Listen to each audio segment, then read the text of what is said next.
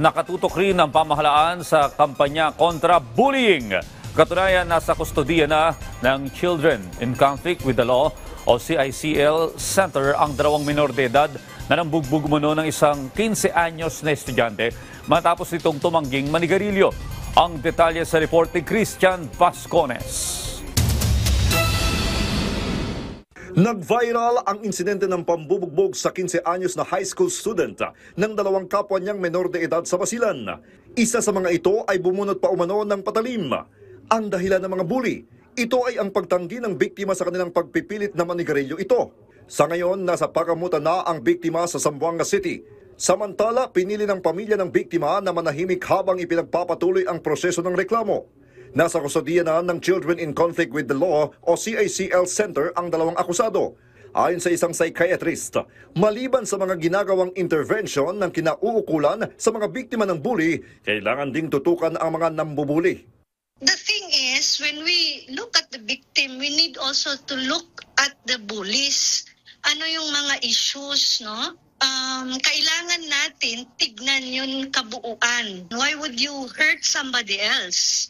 Could be this bully is being hurt sa bahay. Could be there are a lot of dysfunctions, no? Dysfunctional family that caused this bully to become a bully.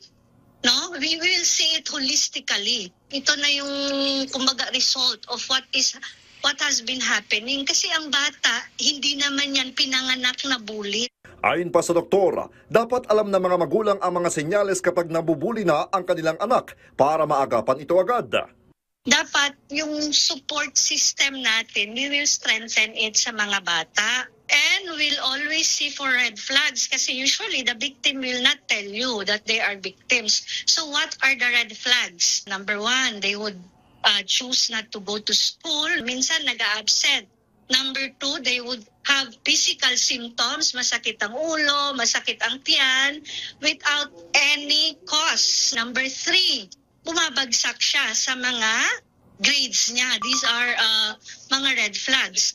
Samantala, pinaalalahanan naman ng espesyalista na kailangang laging bukas ang komunikasyon ng mga magulang sa mga anak, hindi lamang sa mga nabibiktima ng bully, pati na rin sa mga nambubuli. Number one, we should be in open communication with our children. Kanino bang lalapit ang anak natin? That's the problem with the generation now. I mean, with the parenting. Iaasa nila lahat sa teacher, iaasa nila lahat sa school. But are you in an open communication with your child? Pwede bang mag-open up sa'yo ang anak mo? Pwede bang magsabi lahat-lahat? Samantala, inatasan na ng Department of Education na tutukan ng mga paaralan ang ganitong insidente at bigyan ng kahalagahan ang mental well-being ng mga estudyante. Christian Vascones para sa Pambansang TV sa Bagong Pilipinas.